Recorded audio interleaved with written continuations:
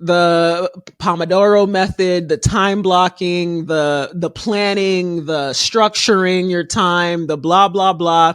You could do all of that and it still doesn't work because inside there's a very real need that's not being met. And it's your job as a creative, I believe, to meet those needs for yourself, to prioritize yourself.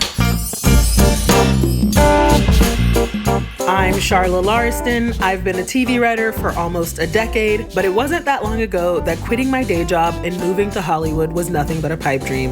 After lots of failures, many mistakes, and many lessons learned, I've now written for 7 TV shows, 2 features, and sold 3 TV pilots. I've done all this through imposter syndrome, burnout, and with zero roadmap. On the Working Writer podcast, I pull back the curtain on breaking in and teach screenwriters and creatives how to thrive both personally and professionally. Without further ado, let's get to work.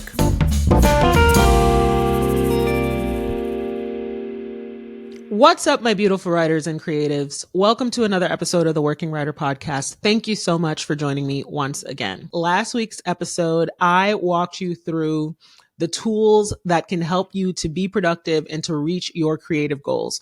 Well, in today's episode, we're going to be talking about part 2 of being productive, which is how to deal with the psychological part of being productive, which means if you're burnt out, if you're feeling stuck, if you've got writer's block, if you just are not motivated. There's so many reasons why you might not be motivated or might be burned out or might just not be feeling it right now. You know, we are going through a literal government takeover, super stressful. Sometimes there's really real things that are in the way of our productivity. And I want to take this episode to talk about it because I feel like it's one of the biggest issues that I come across when I'm working with other creatives. And it's one of the biggest issues that I dealt with in my own creative career. So I want to dive into it today. I did a TikTok video recently about how I think that one of the biggest blocks to productivity for a lot of creatives is that we're not well resourced. And that video did really well. So I was just like, I really want to go deep dive into that. And what I mean by not being well resourced is that inside of each one of us is a small child. And if that child's needs are not met, that child will kick and scream and dig in their heels and not let you get any work done. And what might those needs be? Sometimes the needs of that small child might be rest. They might be exhausted. You might be exhausted and ignoring the fact that you're exhausted. It might be that you really need play, that you need a moment to let your brain relax and be unburdened.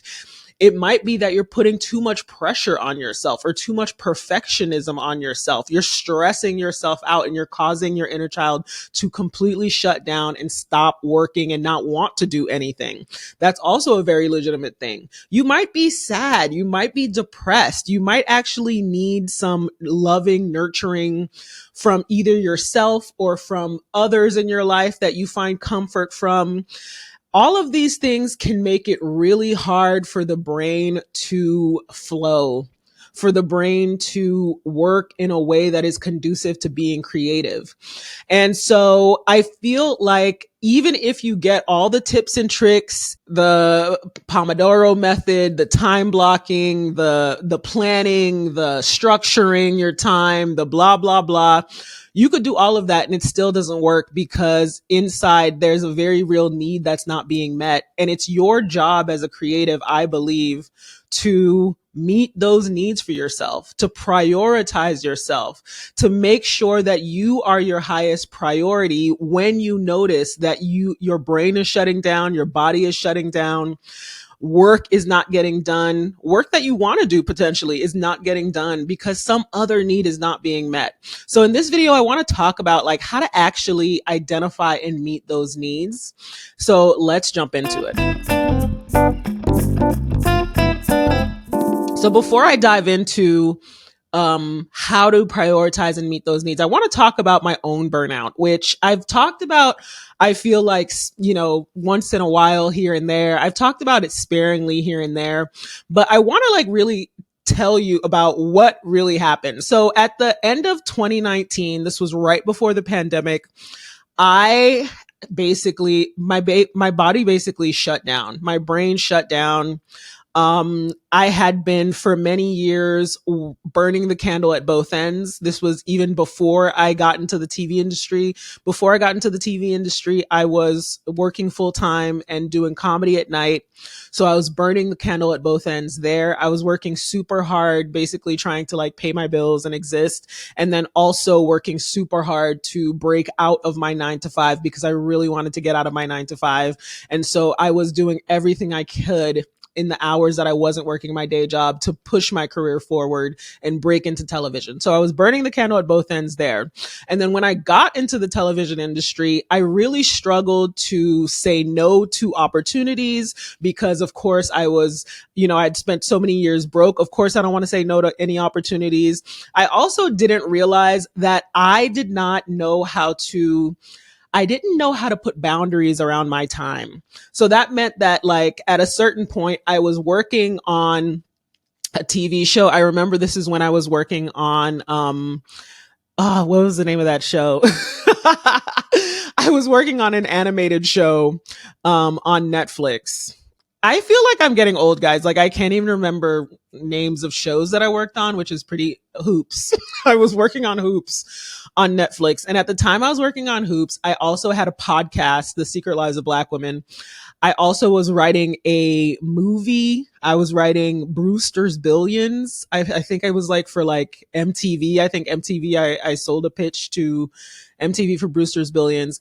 I was developing a sketch show that I had sold, and I was practicing to record my first comedy album. I'm not saying any of this to brag. Basically, I was literally working 24/7. At any given time, my time was not for me. My time was to one of these projects at any given time. So I would like literally be working a full-time TV writing job. I'd be in the room all day.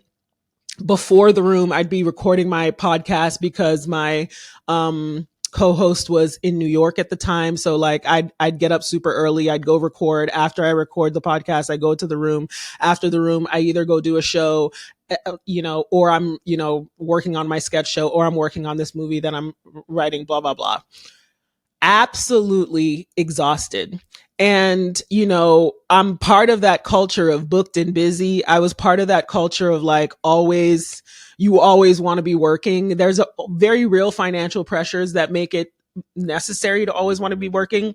But I think there was also a real lack of understanding on my part about my capacity, about my ability to do all of these projects well. And if you know me at all, guys, you know that I've talked a lot about your reputation as a creative. And I feel like, I'm huge on my reputation. I always want somebody to think well of me. I want them to want to work with me. I want to do a good job when I come and work for you. And it was very difficult to do a good job when I'm doing 7 jobs. It meant that everything was being done poorly. Instead of doing 1 or 2 things well, I was doing 5 things very poorly. And it was really running me ragged. It was driving me nuts. And I remember this was like a full year too, because like right after Hoops, I jumped into the Last OG room, and it was the same thing. I was still working on all those projects at the same time. And it was just like, it was really running me into the ground. And I really struggled to say no to projects. I struggled to push back and say, I need more time. I couldn't ask for what I needed. I didn't know how. I'm telling you now to ask for what you need, because if you don't ask for it in the industry, no one's going to ask for it for you. You're very much your own person in the industry. You're working for yourself. If you're very lucky, maybe you have reps who are looking out for your mental health, and they're looking out for your, energy levels and your capacity. But for the most part, that is absolutely on you, and it's up to you. And I think in any industry, it's up to you. And so as a responsible adult, I wish I had understood how to take care of myself better, how to put boundaries around my time better, how to not be in such a scarcity mode that I'm saying yes to absolutely everything, how to not be so fearful that I'm saying yes to everything, because I fear if I say no, then that opportunity goes away, even though it is what it is. You know what I mean? I wish I knew how to prioritize myself better. I wish I knew how to even identify and understand my needs so that I could prioritize myself. So basically what happened was that at the end of all of these projects, my body basically collapsed. Like I pretty much like couldn't do anything anymore. And it was a really scary time because I'm somebody who I've always worked, and I find a lot of my value in working. And so it was a lot of crises at the same time for me. It was like an actual physical and mental crisis because I felt like physically drained and mentally drained in a way that I'd never felt before. And then there was also this ego thing going on, or this identity thing going on, where my whole identity is about what I do. It's about what people know me as. So if I can't work, if I can't write, if I can't even think, who am I and what am I going to do? It was a really horrible time. The only saving grace, and I say this, sadly, the only saving grace was that the pandemic happened. And it was, for me, the most needed time ever. Like, it couldn't have come at a more like godsend time for me. I know it was a really sad time for a lot of people, but for me, the pandemic was a much needed forced break, because if an opportunity had come for me, as a matter of fact, I was supposed to start on a Black Lady sketch show. I was supposed to start doing Punch Up on a Black Lady sketch show, but it was pushed back because of the pandemic. And thank God, because I wouldn't have said no. I wouldn't have been like, hey, Black Lady sketch show, I can't do this. I need a moment. I'm mentally drained. I would have never said that. I don't even know if I could have found the words to say that. That's not me. So I feel like, had the pandemic not come, I would have had a potentially even deeper crisis, because I would have been working when I was like really not fit to be doing that. So this was a real crisis for me. And it's taken many years to accept what happened, to accept my capacity limits, to not see that as something that speaks poorly about me as a person. It's taken a long time to separate my worthiness from my output. It's taken a long time to prioritize my well-being in a real way. This is from my upbringing of not learning how to prioritize myself in a real way from the time of childhood. I'm a first-born daughter. I'm a eldest daughter of an immigrant family. So if you're an eldest daughter out there, I know you know the vibes. I know you know the struggle. Everything's on your shoulders, cannot make mistakes. You're basically raising your whole family. The responsibility on you is enormous from the time you're a child. And you carry that through your whole life, and you struggle to prioritize yourself in a lot of ways. And many other backgrounds that we come from that may make it difficult for us to prioritize ourselves. So I say all that to say, I am speaking from absolute experience. I'm speaking from absolute, like, this was my experience. And I try to talk about this as much as possible, because I feel like nobody talks about burnout in the TV industry. Nobody talks about prioritizing yourself as a creative, prioritizing your mental well-being, prioritizing your physical well-being.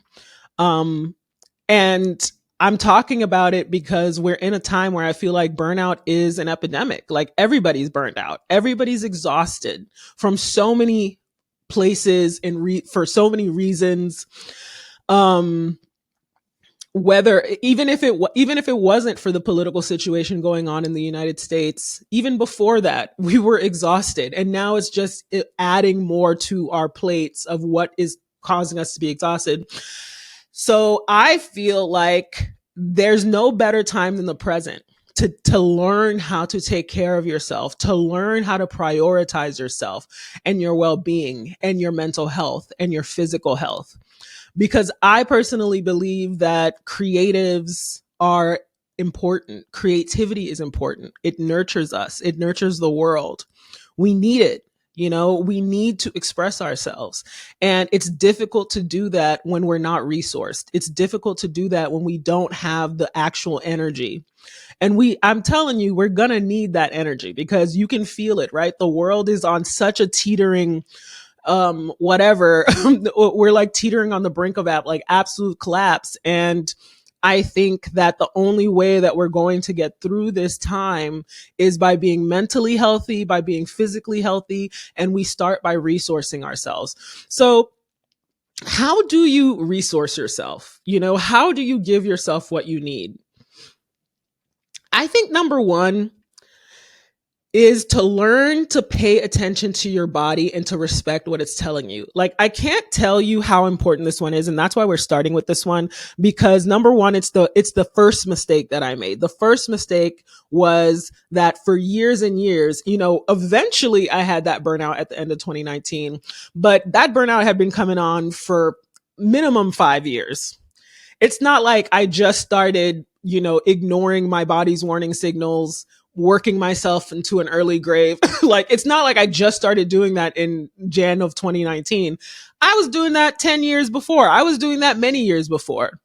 But it started because, I almost think that we're conditioned to ignore our body, to not pay attention to the needs of our body because of capitalism, because of a lot of reasons, a billion reasons, but we are not taught to actually pay attention to and respect the signals that our body is giving us a lot of times when it comes to exhaustion, when it comes to burnout.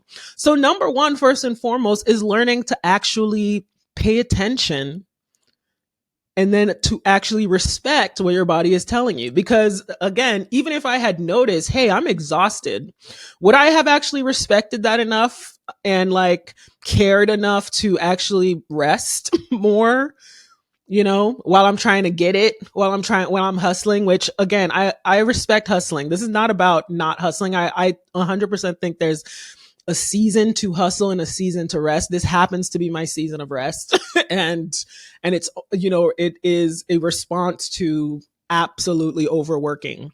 But I think that moving forward, I'm so much better now at balance, at noticing when my body is telling me something, responding very quickly and respectfully to my body when my body is like, you're tired, babe. A bitch needs a rest. So go take a rest. So that's number one, learning to pay attention and to respect the signals that your body is giving you. So if you're somebody who regularly ignores or finds yourself burned out because you have been ignoring or potentially have not even recognized or noticed the signals that your body is giving you that you're exhausted, I teach people mindfulness for this. Mindfulness is fantastic. If you don't know what mindfulness is, it is not meditation. Meditation is sitting there and, literally emptying your mind for 20 minutes, which is fantastic. And if you're someone with a very busy mind, you should practice meditation. It'll be great for you. I am somebody, I'm self-diagnosed ADHD. I have tried meditation and I've loved it, and it's taught me a lot. It's quieted my mind a lot. But what I love even more is mindfulness. And mindfulness is about being present without judgment. It's basically just being in the present moment. And it is an absolute practice. If you're not somebody who's ever been mindful, learning how to be mindful is an absolute practice, because we're so used to being out here in our brains and never in here in our bodies, settled, grounded in your body, present and in the moment. We're almost always in our minds. So it has taken years of practice to learn how to settle and ground in my body and be in the present moment. And one exercise that I'll give you, it's called Heidi Priebe. I learned this from Heidi Priebe on YouTube. I'm obsessed with her. If you don't know who she is, she's like a psychologist or something, but she teaches this thing called Where is My Butt? And whenever you're finding yourself stuck, if you're finding yourself procrastinating, if you're finding yourself struggling to focus, you can do what's called Where is My Butt? And that's literally a exercise to bring you back into the present moment. And what you do is you literally sit there and you think, hey, where's my butt? And you feel your butt in the chair. Or if you're standing, where are my feet? You feel your feet on the ground. Where are my hands? I feel my hands right now are on my legs. all you're really doing is bringing your mind into your body and out of your thoughts. And the more you do this, the more you snap yourself out of your thoughts and into your body and into the present moment, the more you start to actually be able to notice, recognize, and pay attention to what your body is actually trying to tell you, what your body actually feels. You might notice once you take a moment and get into your body, you feel, where is my butt? And you notice, hey, I'm actually really exhausted. I'm actually really tired. I need a nap. And potentially you take that nap and then you come back and you're able to do an hour of writing or an hour of whatever you were doing with your creative work. That's really what it is. It's super simple. It's really about starting to pay attention to yourself in a way that you potentially have not been before. That's the whole point of mindfulness, is to get out of the overthinking brain and get into the knowledge of the body. The body keeps the score, you know, the body knows what you need. And it's really hard to pay attention to that if we're never in our bodies, which most of us are not. Most of us live our whole lives in our minds and not in our bodies. We live our lives overthinking. We live our lives stressing, freaking out, and not actually present. So that's the first thing, learning to be more mindful, learning to be more in the moment, learning how to pay attention to what your body is actually telling you, and then respecting it enough to do what it needs you to do. Whether that is rest, whether that is connection with family and friends, whether that is joy, whether it is fun, whether it is grieving, whether it is feeling your feelings of sadness or whatever you're trying to push away, whether it is letting yourself take, taking the pressure off of yourself. Because when you put so much pressure on yourself, your inner child feels that, and your inner child, it literally like makes you who blossoms under negative critical pressure? Nobody. Not your inner child, not you. But what do we blossom under? Nourishment. We blossom under nourishment. So learn how to nourish yourself. All right. So number 2, I would say, is that remember that there's a season for everything. Sometimes it's a season to grind, and sometimes it's a season to rest and care for yourself. I feel like, I'm one of those people that absolutely has a sense of urgency when it comes to my creative work. And I always feel a sense of urgency. I always feel like, if I don't get this done now, then it's never going to get done. I'm never going to reach the heights that I want to reach, blah, blah, blah, whatever. But, I'm telling you, this burnout in 2019 really made me feel like there are seasons where different things get prioritized. Imagine if during my absolute burnout, I tried to continue to hustle in the same way. I think I literally would have died. Like, I genuinely think I would have died, bro. Straight up. I think I'm talking like a Gen Z. Is this what Gen Zs talk like? So I think it's about remembering that there are seasons for everything. That there's a time to be a hustler, and then there's a time to take care of yourself and nourish yourself and get your strength up so that you can do the hustling that's necessary to get to the next level. Because I genuinely feel that, like, at least for a lot of us who are trying to make the leap from our 9 to 5, we're trying to make a transition into a creative career.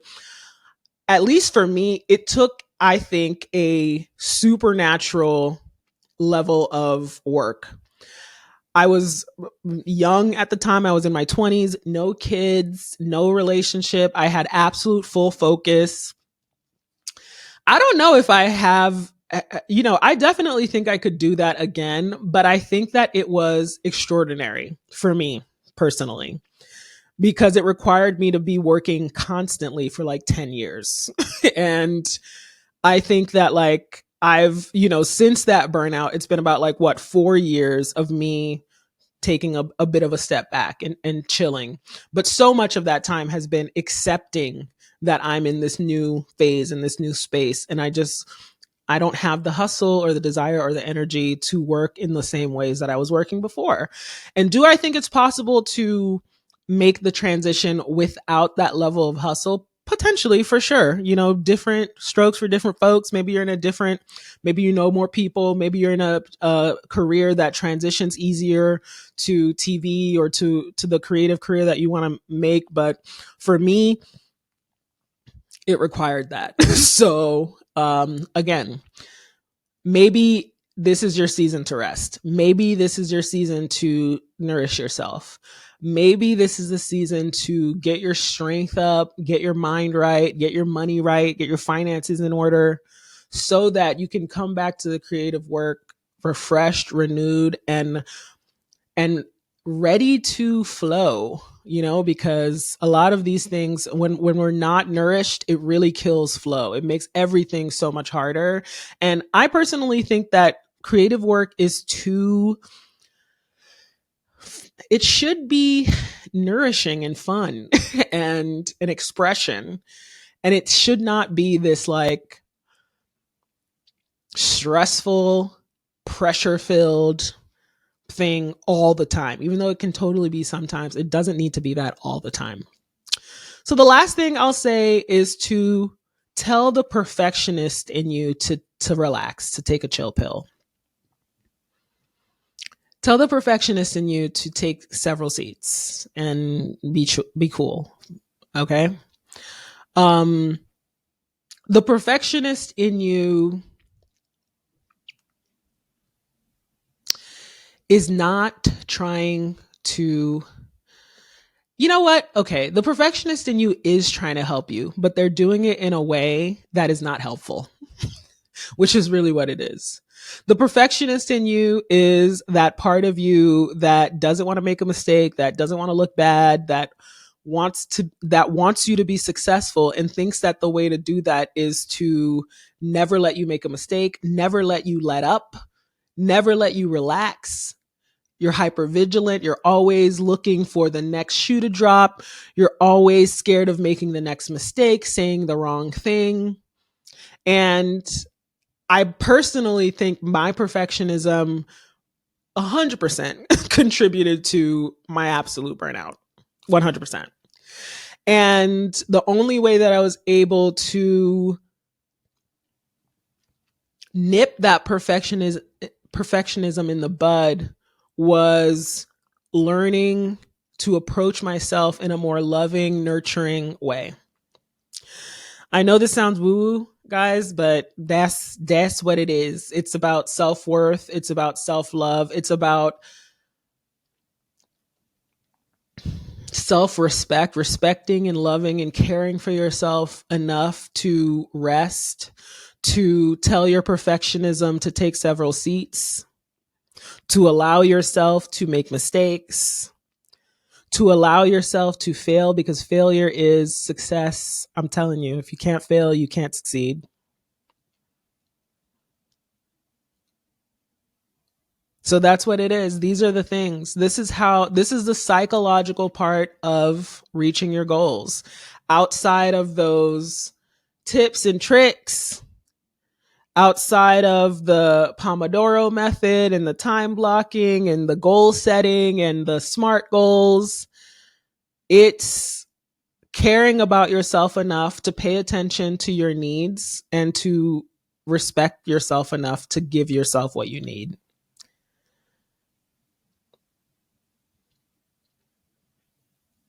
And I think a big part of it is with mindfulness. It's with getting out of your head, getting into your body, getting out of the judgment and criticism of I'm not working hard enough, I didn't do enough today, I didn't accomplish enough today, to I did enough. It's enough. And if that's where you are in your season, that's where you are in your season. And it's okay. And you'll get to the point where you're in a different season and you're in a season of productivity. And if this is not it, then that's okay. And it's also okay if your creative goals, your creative pursuits take a back seat because other things are more valuable and important at this time.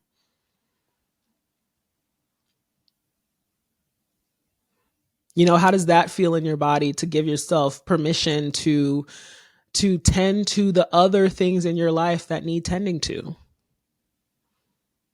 including yourself and your own needs? So that's what I got for you guys today. I hope that was helpful.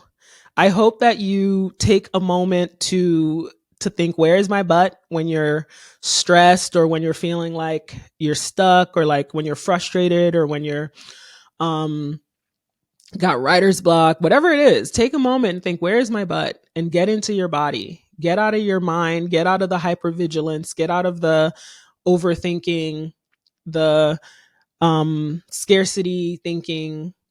All your fears are legitimate. It's not like your fears are not legitimate, but your mind is such a powerful tool when it comes to your life, when it comes to your productivity, that it is the most loving thing you can do. If as a being a parent to your inner child. We all have to like be parents to ourselves now, unfortunately, because we're adults. But it's the most loving thing you can do, to pay attention to your needs and to give yourself what you need to nurture yourself. So I hope that you take a moment to think, what do I need right now? If things are not working for you, and give yourself what you need. And I hope that it's helpful. That's all I got for you guys. Until next time, get out there, get to work.